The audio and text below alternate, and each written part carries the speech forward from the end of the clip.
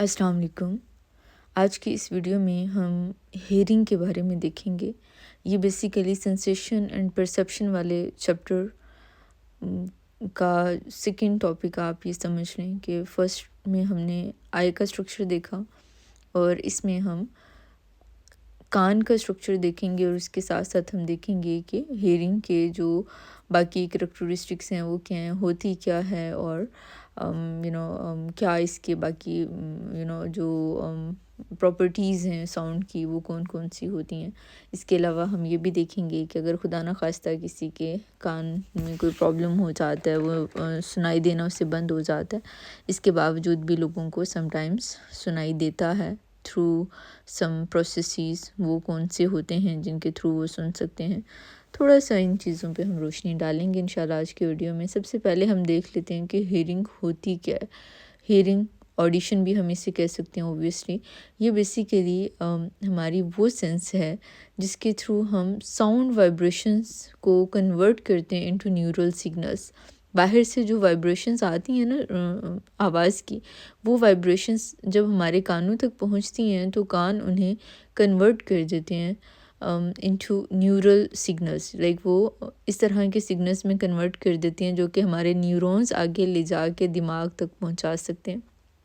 जब वो neural signals दिमाग तक पहुंच जाते हैं तो दिमाग उन सिग्नल्स को एक मीनिंग असाइन करता है और उस मीनिंग के बेस पे हम फिर ये देखते हैं, इंटरप्रिटेशन करते हैं कि वो साउंड किस चीज़ की है।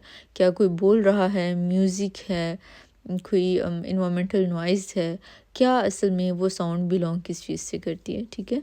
अगेन हेयरिंग का प्रोसेस कब होगा? जब कोई ऑब्जेक्ट वाइब्रेट करता है और वाइब्रेशन की वजह से साउंड वेव्स प्रोड्यूस होंगी। वो साउंड वेव्स हवा में प्रेशर क्रिएट करती हैं और वो जो प्रेशर चेंज होता है हवा में, वो हमारे कानों में जब जाता है तो उसकी वजह से आगे हमारा जो कॉकलिया है उसमें इलेक्ट्रिकल नर्व इम्पल्सेस क्रिएट हो जाती हैं। वो जो इलेक्ट्रिकल नर्व इम्पल्सेस हैं वो हमारे न्यूरॉन्स के थ्रू दिमाग तक पहुंचती हैं और हमारा दिमाग उन इलेक्ट्रिकल नर्व इम्पल्सेस को मीनिंग देता है और उसके नतीजे में हम रिकग्नाइज़ करते हैं कि वो साउंड बेसिकली है किस चीज़ के बारे में। यहाँ पे ये चीज़ इम्पोर्टेंट है कि हम एक मखसूस रेंज ऑफ फ्रीक्वेंसीज़ को ही रिकग्नाइज़ कर सकते हैं। अगर उससे ऊपर होगी फ्रीक्वेंसी या नीचे होगी तो हमें पता नहीं चलेगा कि बोला क्या गया है या मैसेज क्या है। और वो कौन सी रेंज है, क्या रेंज है? 20 हर्ट्ज़ टू 20,000 हर्ट्ज़। अगर 20 हर्ट्ज़ से कम का मैसेज होगा वो भी आपको सुनाई नहीं देगा। अगर 20,000 हर्ट्ज़ से ऊपर का मैसेज होगा वो भी आपकी सेंसिटिविटी से बाहर होता है। ठीक है। हालांकि ऑब्वियसली फिर ये चीज़ तो हमें अपने उसमें रखनी चाहिए कि जो जैसे जैसे एज बढ़ती है हमारी सेंसिटिविटी इससे भी कम होती जाती है। ये जितनी अभी मैंने आपको बताई है इससे मज़ीद कम हो जाती है विद एज, राइट। यहाँ पे एक इंटरेस्टिंग फैक्ट ये है कि जो टीनेजर्स होते हैं वो ज़्यादा हाई फ्रिक्वेंसी के नोट्स को सुन सकते हैं as compare to adults. Adults जो हैं वो मोस्टली जो हाई फ्रिक्वेंसी के नोट्स होते हैं वो उन्हें नहीं सुन सकते हैं। यही वजह है कि जो मॉस्किटो रिंगटोन अलार्म्स होते हैं वो सिर्फ यंग पीपल जो टीनेजर्स होते हैं वो उन्हें ज़्यादा बेहतर उनको सुन पाते हैं as compare to adults. Adults के लिए वो ऑडिबल नहीं होती हैं रिंगटोन्स, मॉस्किटो रिंगटोन अलार्म्स। ठीक है, सर्च करके देखिएगा। मेरे लिए भी ये नया फैक्ट है कि इस तरह के अलार्म होते हैं जो कि टीनेजर्स को सुनाई देते हैं और अडल्ट्स को नहीं। तो इन एनी केस मकसद यहाँ पे कम्युनिकेट करने का यही है कि हाई फ्रिक्वेंसी की टून्स टीनेजर्स सुन सकते हैं, अडल्ट्स उनको उस तरह से रिकग्नाइज नहीं कर सकते या डिटेक्ट नहीं कर सकते हैं। ठीक है। अब हम बात कर लेते हैं कि करैक्टरिस्टिक्स क्या होती हैं हमारी सेंस ऑर्गन्स की। यहाँ पे इतना डिटेल में मैंने स्लाइड्स में नहीं इस चीज़ को मेंशन किया हुआ, लेकिन जस्ट थोड़ा सा हम इस चीज़ को भी टच करते जाते हैं मज़ीद आगे बढ़ने से पहले, स्ट्रक्चर ऑफ एयर को देखने से पहले। ये कि जो हमारे सेंस ऑफ हियरिंग है वो बड़ी एडेप्टिव सेंस है। एडेप्टिव किस सेंस में कि बैकग्राउंड में अगर कोई नॉइज़ हो रहा है, मिसाल के तौर पे पंखा चलने की आवाज़ है, एसी की आवाज़ है या ट्रैफिक की आवाज़ है, तो इसके मद्देनज़र रखते हुए हमारे कान बड़ी जल्दी अडेप्ट कर लेते हैं, राइट। हमारे जो कान हैं वो उन्हें पता, लाइक हमारी जो सेंस ऑफ हियरिंग है वो इस तरह से है कि हमें इस चीज़ को हम प्रायोरिटाइज़ कर सकते हैं कि हमने किस चीज़ को सुनना है और किस चीज़ से सेंसिटिविटी हमारी हमने ख़त्म करनी है, राइट। इसी वजह से हम बैकग्राउंड जो साउंड्स हैं उसके साथ ख़ुद को अडेप्ट कर लेते हैं और जो मेन हमारा मैसेज होता है वो हम उससे पिक करते रहते हैं। इसके अलावा जो हमारे कान होते हैं वो हमारी बैलेंस और स्पेशल ओरिएंटेशन की सेंस में भी कंट्रीब्यूट करते हैं। स्पेशल ओरिएंटेशन क्या होती है? ये हमारी जो डायरेक्शन से रिलेटेड सेंस होती है उसे हम स्पेशल ओरिएंटेशन का नाम देते हैं, ठीक है। और बैलेंस कैसे कि आप खड़े हैं, आपको पता है एक पाँव उठा के आगे रखा है, दूसरा पीछे है, फिर पिछला उठाया है, अगला पीछे जाएगा, तो ये एक तरह से एक बैलेंस आप मेंटेन करते हैं। ये जो बैलेंस की सेंस है इसमें भी आपके कान बहुत की रोल प्ले करते हैं। हमारे कानों में सेमी सर्कुलर कैनाल्स होती हैं जो कि बहुत बड़ा रोल प्ले कर रही होती हैं हमारी सेंस ऑफ बैलेंस में, ठीक है। लाइक सिर्फ कान सुनते नहीं हैं, इसके अलावा ये हमारी स्पेशल ओरिएंटेशन और बैलेंस को भी मेंटेन करने में हेल्प करते हैं। इसके अलावा आपको ये भी पता होना चाहिए कि हमारा अगर इन्वायरमेंट डजेंट मैटर कितना नॉइज़ी है, कितनी आवाज़ें आ रही हैं, हर तरफ वो लोग चीखों पुकार कर रही हों, चाहे ऊंची आवाज़ में बातें कर रही हों, इसके बावजूद भी जब कोई बंदा आपका नाम लेता है, आप फ़ौरन आपकी अटेंशन, चाहे आप किसी से बातों में महव भी क्यों ना हो, जैसे ही आपका नाम लिया जाएगा फ़ौरन अटेंटिव होंगे, आप फ़ौरन तलाश करने की कोशिश करेंगे कि आपका किस तरफ से आपको पुकारा गया। इस फिनोमिना को कॉकटेल पार्टी इफ़ेक्ट का नाम दिया जाता है। कौन से फिनोमिना को? जिसमें आप एक तो अपने नाम को आइडेंटिफाई कर लेते हैं मुख्तलिफ आवाज़ों में। जब भी आपका नाम लिया जाता है आप फ़ौरन उस चीज़ को सेंस करते हैं। और सेकेंडली ये कि जो फेमिलियर आवाज़ होती है आप उसको, चाहे जितनी मर्ज़ी आवाज़ें क्यों ना हो, फेमिलियर आवाज़ को आप आइडेंटिफाई कर लोगे। ये भी कॉकटेल पार्टी इफ़ेक्ट की एग्ज़ाम्पल है। ये वैसे हम पहले भी डिस्कस कर चुके हैं। कॉकटेल पार्टी इफ़ेक्ट का जो फिनोमिना है, जब हमने परसेप्शन वाला चैप्टर किया था उसमें हमने थियरीज़ पढ़ी थी कुछ परसेप्शन की।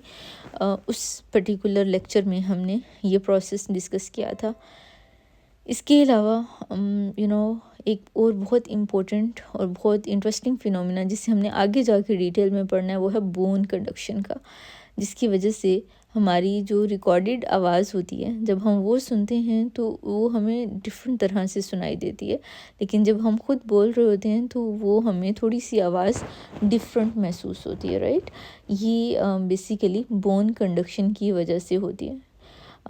यहाँ पे एक इंटरेस्टिंग फैक्ट ये है कि एक ऐसा म्यूज़िशियन रहा है हमारी हिस्ट्री में जिसकी सेंस ऑफ हियरिंग ख़त्म हो चुकी थी, जो सुन नहीं सकता था, लेकिन इसके बावजूद वो फ़र्श में जो कंडक्शन होती है, जो हमें पता है ना सॉलिड में भी आवाज़ ट्रैवल करती है, तो वो हमारे फ़र्श में से वाइब्रेशन की साउंड्स को सेंस करके या पियानो में वाइब्रेशन की साउंड को सेंस करके आवाज़ को उसकी बेसिस पे बोन कंडक्शन का इस्तेमाल करते हुए उसने बहुत फेमस म्यूज़िक के पीसेस को कंपोज़ किया। तो बेथोवेन उसका नाम था। अगर मैं इसकी प्रोनाउंसिएशन ठीक कर रही हूँ, आप इसे चाहें तो गूगल कर सकते हैं। इनके बारे में ये कहा जाता था कि इन्होंने बोन कंडक्शन का इस्तेमाल करते हुए अपनी सेंस ऑफ हियरिंग, हालांकि इनकी लूज़ हो चुकी थी, ये सुन नहीं सकते थे, इसके बावजूद इन्होंने बड़ी अच्छी म्यूज़िक्स कंपाइल किए। इसके अलावा अब आगे हम देख लेते हैं कि हमारा जो कान है उसका स्ट्रक्चर क्या होता है। स्ट्रक्चर जो कान का है इसमें सबसे पहले तो आपको ये पता होना चाहिए कि मेजर 3 एरियाज़ होते हैं कान जिनमें हम डिवाइड करते हैं। जो सेक्शंस हैं टोटल वो 3 होते हैं जिनमें हम कान को डिवाइड कर रहे होते हैं। जो एक होता है सबसे बैरूनी सेक्शन, एक मिडल होता है और एक अंदरूनी होता है। यहाँ तक तो बात बहुत सेल्फ एक्सप्लेनेटरी है कि एक सबसे बैरूनी सेक्शन है, फिर दरमियानी है और फिर इनर सेक्शन है।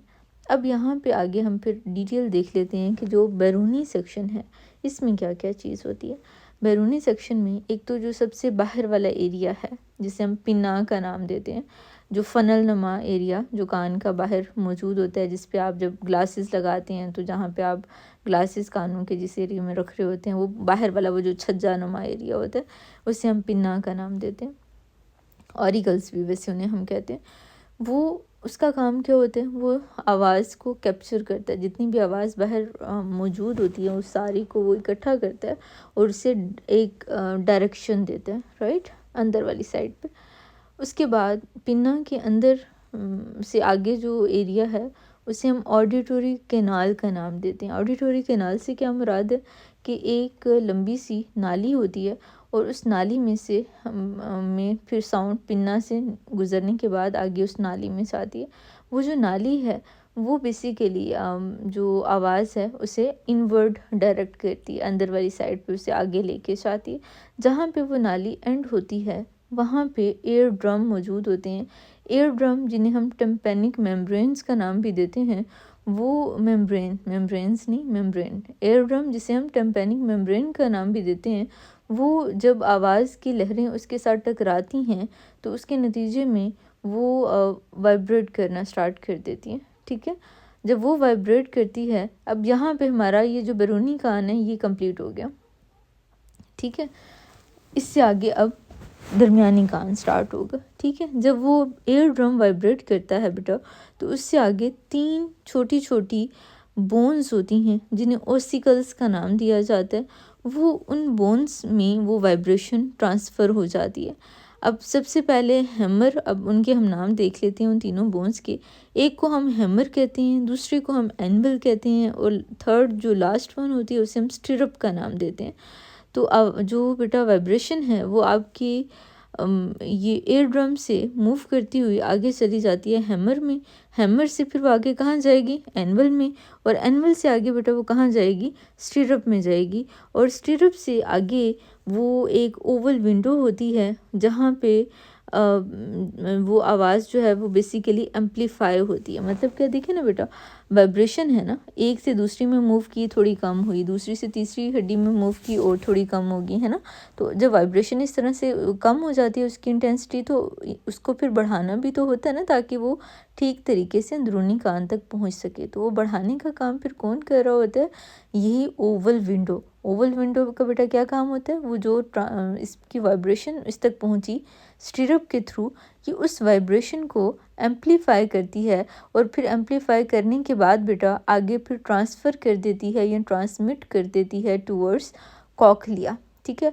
अब यहाँ पे ओवल विंडो पे हमारा मिडल एयर कंप्लीट हो जाता है, ठीक हो गया बेटा। जो हमारा मिडल एयर है उसमें 3 हड्डियाँ थी और उसके अलावा बेटा इसमें ओवल विंडो थी। ये 4 चीज़ें मिलके हमारी मिडल एयर को बना रही होती हैं। इसके बाद वो जो बेटा ओवल विंडो है वो फिर इन वाइब्रेशंस को आगे कहाँ पे ट्रांसमिट करता है, कोक्लिया में। तो कोक्लिया से हमारा इनर एयर स्टार्ट हो जाता है और जो बेटा इनर एयर है उसमें सबसे पहले अगर आप देखें तो जो क्रिटिकल इसमें हेयरिंग स्ट्रक्चर्स हैं वो कोक्लिया ही है, कोक्लिया है।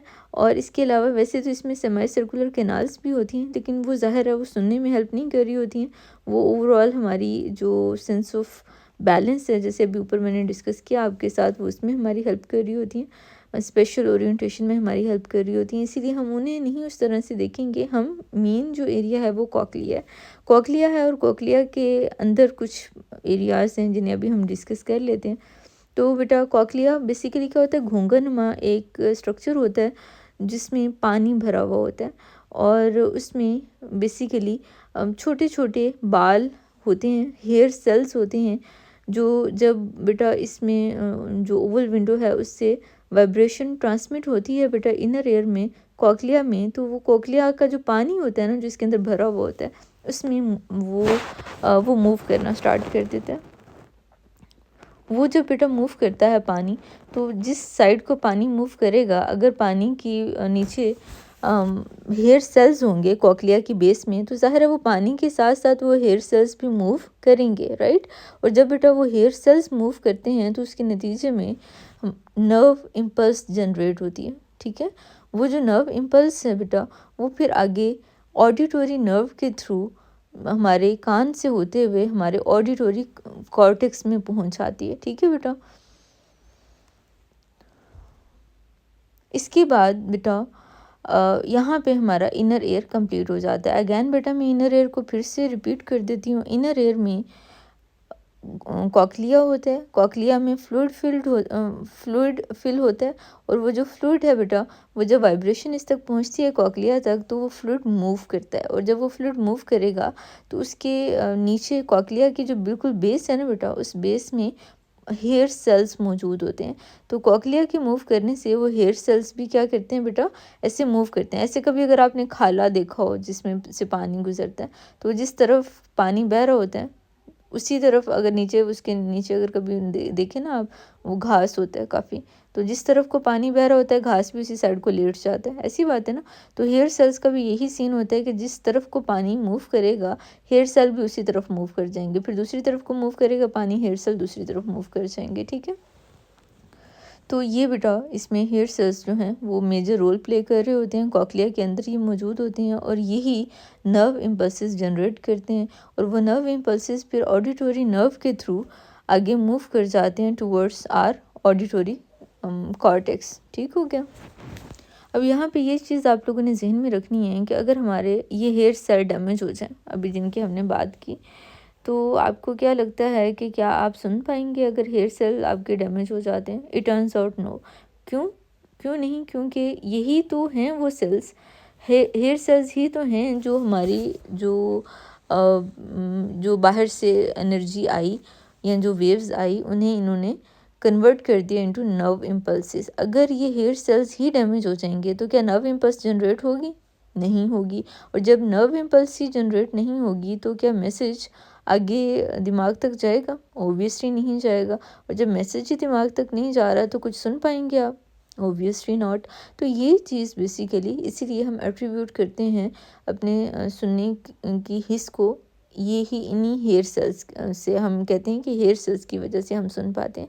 तो जब फिर आप बहुत लाउड म्यूज़िक सुनते हैं, ऊंची आवाज़ में वो लगा के, बफर्स लगा के, या फिर वो कानों में अपने हैंड फ्रीज बच्चे लगा लेते हैं और बड़ी ऊंची आवाज़ में सुन रहे होते हैं, जब ऐसा काम आप करते हैं तो उसकी वजह से आपके हेयर सेल्स डैमेज होना स्टार्ट हो जाते हैं।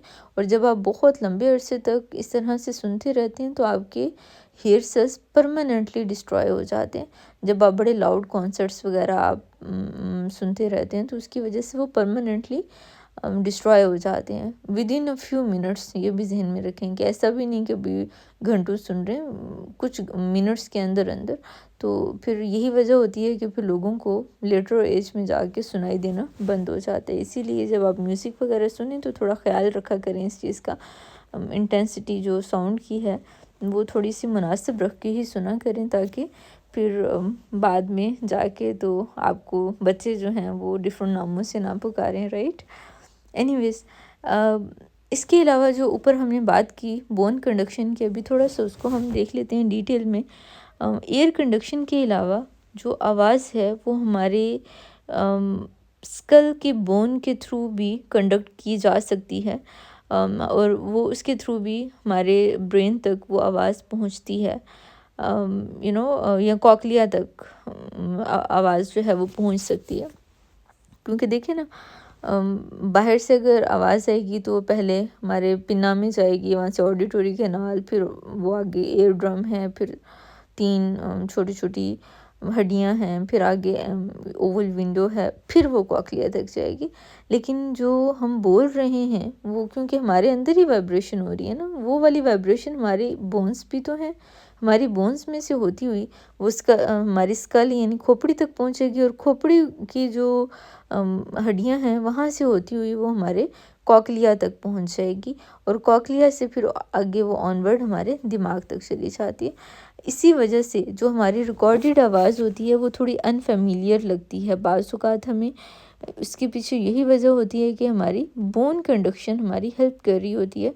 जब हम बोल रहे होते हैं उस टाइम पे वो हमें और तरह से आवाज़ सुनाई देती है, क्योंकि बोलते हुए जो मैंने आवाज़ बोले वो मेरे कानों में जो हवा के थ्रू भी वो जाते हैं और वो मेरे बोन्स के थ्रू भी मेरे दिमाग तक पहुंचती हैं।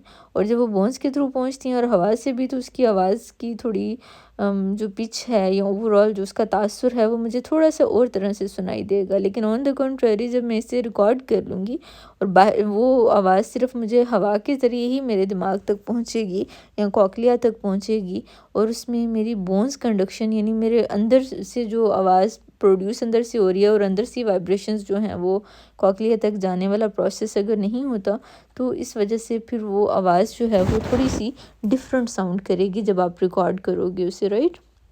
करके देखिएगा ये वाला आप, बल्कि सारे बच्चे जो भी सुन रहे हैं वो इसको अभी अपने मोबाइल में छोटा सा ही एक्सपेरिमेंट करके देख लें। ऐसी आधे मिनट की एक आवाज़ अपनी रिकॉर्ड करके देख लें और दूसरी तरफ बोल के देखें वही लाइन।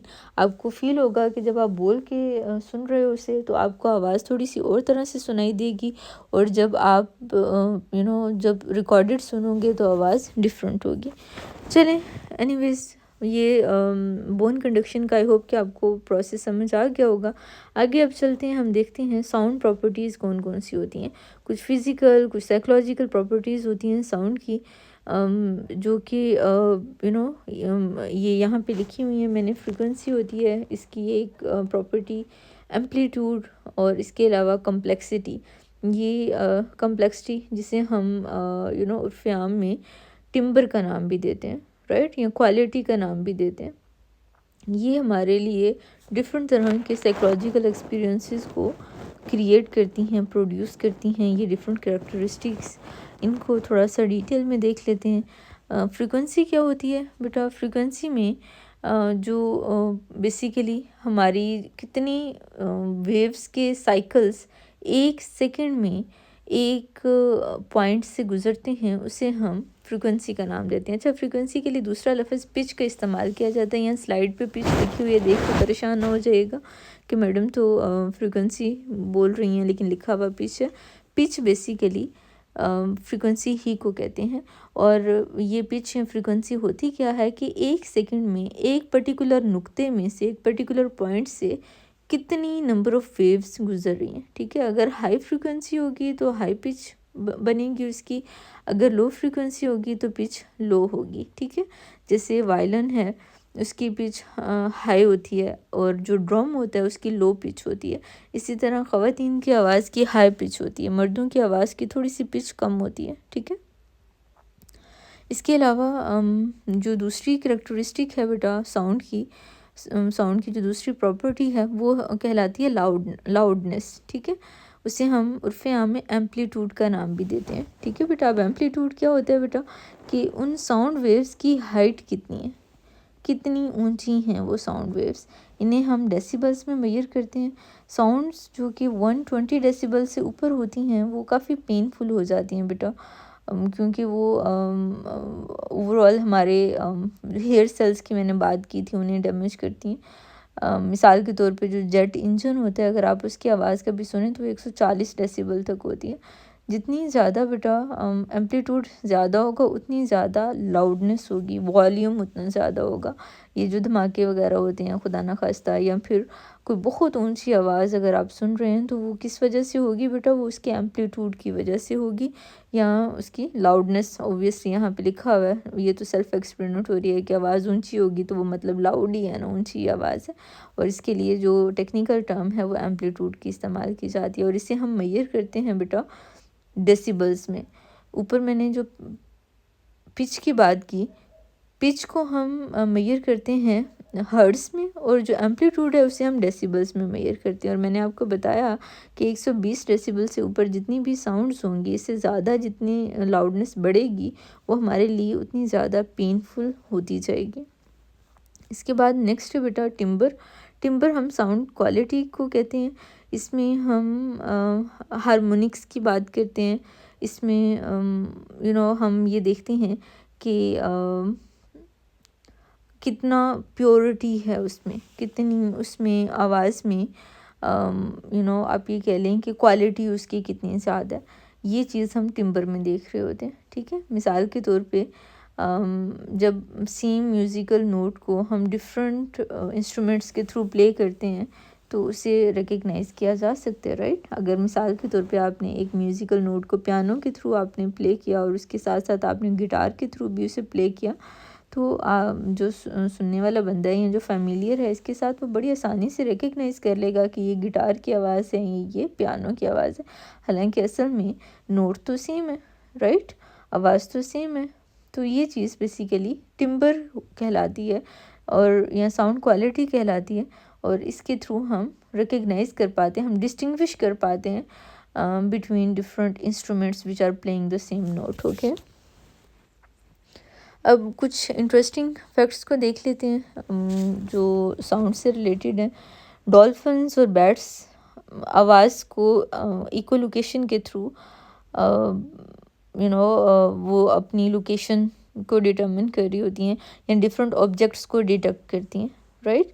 लाइक वो आवाज़ निकालती हैं और वो आवाज़ उस पर्टिकुलर ऑब्जेक्ट जिसे वो तलाश कर रही होती हैं जब उसके साथ टकरा के वापस आती हैं तो ये उन्हें सेंस करने की कैपेबिलिटी रखती हैं, राइट। तो ये बेसिकली प्रोसेस कहलाता है इको लोकेशन का। इसके अलावा अगर 10 मिली सेकेंड से कम की आवाज़ होगी तो उसे भी हमारा जो ब्रेन है वो प्रोसेस कर सकता है। इसी वजह से हम ये कहते हैं कि वन ऑफ द फास्टेस्ट जो हमारा हेयरिंग ऑर्गन है, लाइक जो सेंसरी सिस्टम है, सॉरी सेंसेस में तो हमारी 5 सेंसेस आ जाती हैं ना, तो उन 5 में से जो सबसे ज़्यादा तेज़ तरीन हमारा सेंसरी सिस्टम है वो सुनने का ही है, हेयरिंग वाला ही है। क्यों? क्योंकि हमने बात की कि हमारा दिमाग और brain can process sound in less than 10 milliseconds. इतनी कम टाइम में हमारा ब्रेन आवाज़ को प्रोसेस कर सकता है, राइट। तो ये बेसिकली एक इंटरेस्टिंग फैक्ट है और जो हमें ये बताता है कि आवाज़ बेसिकली बहुत तेज़ी से प्रोसेस की जाती है। इसके अलावा एक और इंटरेस्टिंग फैक्ट ये है कि वो लोग जो पैदा ही डेफ होते हैं उनकी विजुअल अटेंशन थोड़ी ज़्यादा होती है दूसरों के नतीजे में। इससे आपको पता चलता है कि हमारे ब्रेन में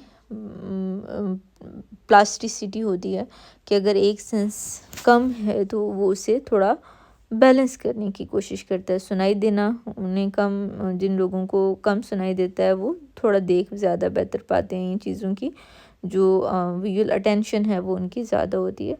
और इसके अलावा जब बहुत लंबे अरसे तक एक्सपोजर रहता रहेगा किसी नॉइज़ के लिए, तो वो तकरीबन लाइक अभी कह लें कि 85, अभी ऊपर हमने 120 डेसिबल्स की बात की, लेकिन अगर आपको 85 डेसिबल तक की साउंड भी बहुत लंबे अरसे तक सुनाई देती रहे तो उसके नतीजे में आपकी जो हेयरिंग सेंस है वो काफ़ी हद तक कम हो जाएगी, आपको सुनाई देना कम हो जाएगा।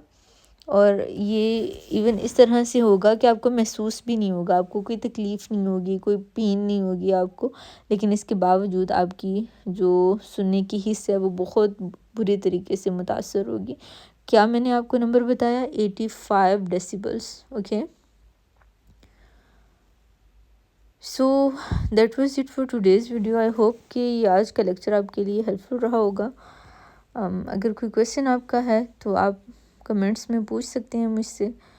अगर आप किसी कम्पिटिटिव एग्ज़ाम की प्रिपरेशन कर रहे हैं तो उसके लिए आप कांटेक्ट कर सकते हैं मुझसे, मॉक्स के लिए कांटेक्ट कर सकते हैं, पेड सेशन के लिए कांटेक्ट कर सकते हैं आप।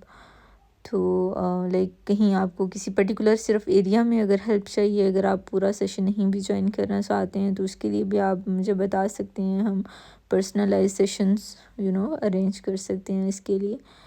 तो बाकी ये है कि अगर इस आज के पर्टिकुलर लेक्चर में से कोई भी आपका क्वेश्चन होता है, आपको फ़ील होता है कि कोई एरिया पर्टिकुलर मज़ीद डिटेल में होना चाहिए, तो अपनी राय का इज़हार ज़रूर कीजिएगा। इंशाल्लाह मैं कोशिश करूँगी कि हम उस पर काम करें। Anyways, that's it for today's video. Until next time, Allah Hafiz.